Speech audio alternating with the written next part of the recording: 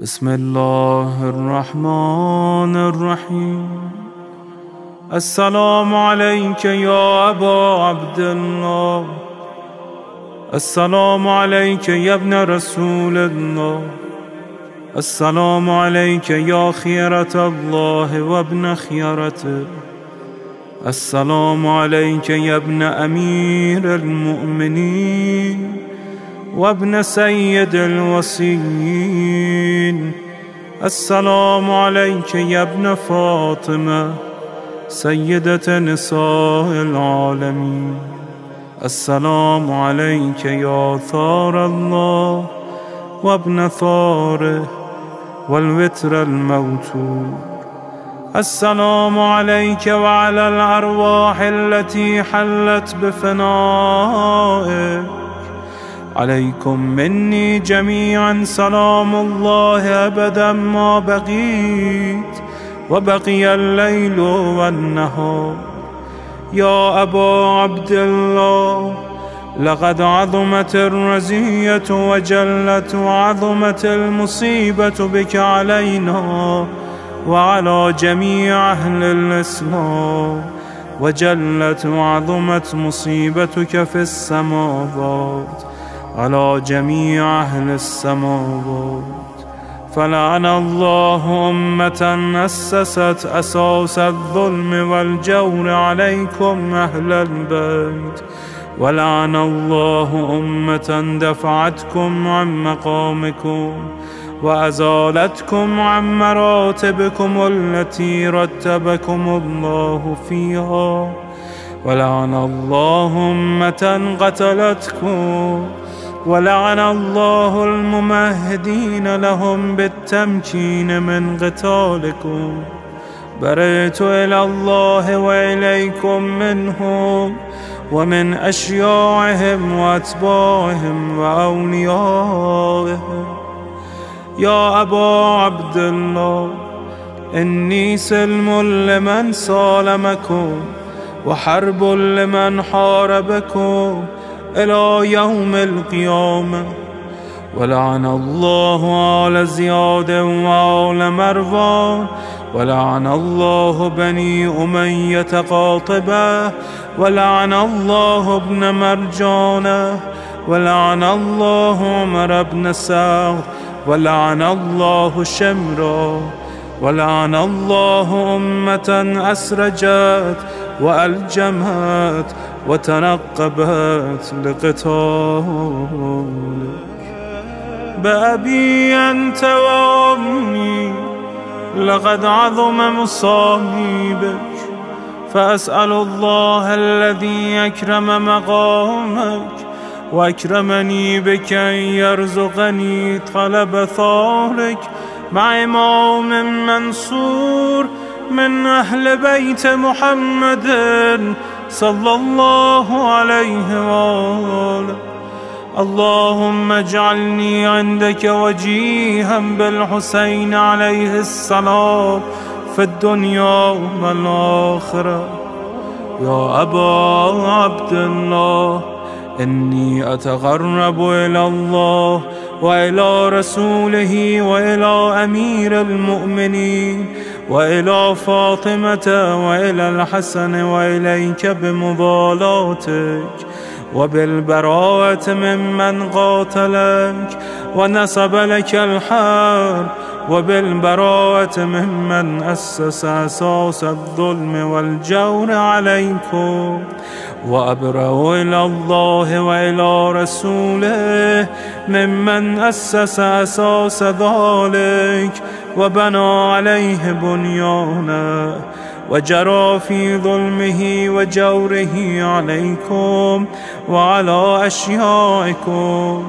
برئت إلى الله وإليكم منهم، وتقرب إلى الله ثم إليكم بمضالاتكم ومضالاة وليكم، وبالبراءة من أعدائكم والناصبين لكم الحرب، وبالبراءة من أشياعهم وأتباعهم. إني سلم لمن سالمكم وحرب لمن حاربكم وولي لمن والاكم وعدو لمن عاداكم فأسأل الله الذي يكرمني بمعرفتكم ومعرفة أوليائكم ورزقني البراءة من أعدائكم أن يجعلني معكم في الدنيا والآخرة وأن يثبتني عندكم قدم صدق في الدنيا والآخرة وأسأله أن يبلغني المقام المحمود لكم عند الله وأن يرزقني طلب ثاري مع إمام هدى ظاهر ناطق بالحق منكم وأسأل الله بحقكم وبالشأن الذي لكم عنده أن يعطيني بمصابي بكم أفضل ما يعطي مصابا بمصيبته مصيبة ما أعظمها وأعظم رزيتها في الإسلام وفي جميع السماوات والأرض. اللهم اجعلني في مقامي هذا ممن تناله منك صلوات ورحمة ومغفرة. اللهم اجعل محياي محيا محمد وآل محمد ومماتي ممات محمد وآل محمد. اللهم إن هذا يوم تبركت به بنو أمية وابن آكلة الأكباد اللعين ابن اللعين على لسانك ولسان نبيك صلى الله عليه وآله في كل موطن وموقف وقف فيه نبيك صلى الله عليه وآله. اللهم لعن أبا سفيان ومعاوية ويزيد بن معاوية عليهم منك اللعنة أبد العابدين. وهذا يوم فرحت به آل زياد وآل مروان بقتلهم الحسين صلوات الله عليه. اللهم فضاعف عليهم اللعن منك والعذاب الأليم. اللهم إني أتقرب إليك في هذا اليوم وفي موقفي هذا وأيام حياتي بالبراءة منهم واللعنة عليهم وبالموالاة لنبيك وآل نبيك عليه وعليهم السلام. اللهم لعن أول ظالم ظلم حق محمد وآل محمد وآخر تابع له على ذلك.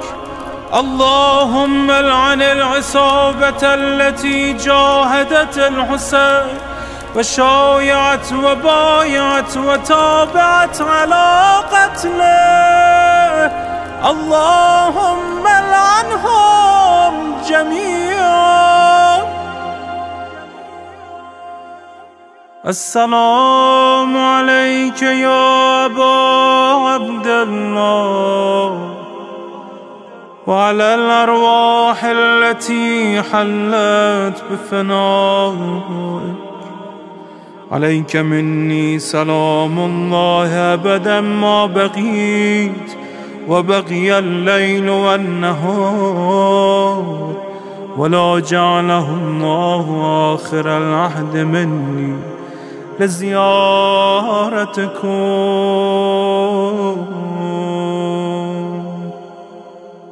السلام على الحسين وعلى علي بن الحسين وعلى أولاد الحسين وعلى أصحاب الحسين.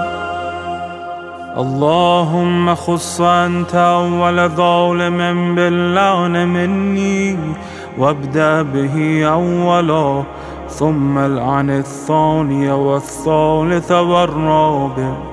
اللهم العن يزيد خامسا، والعن عبيد الله بن زياد وابن مرجان وعمر بن سعد وشمرة وآل أبي سفيان وآل زياد وآل مروان إلى يوم القيامة.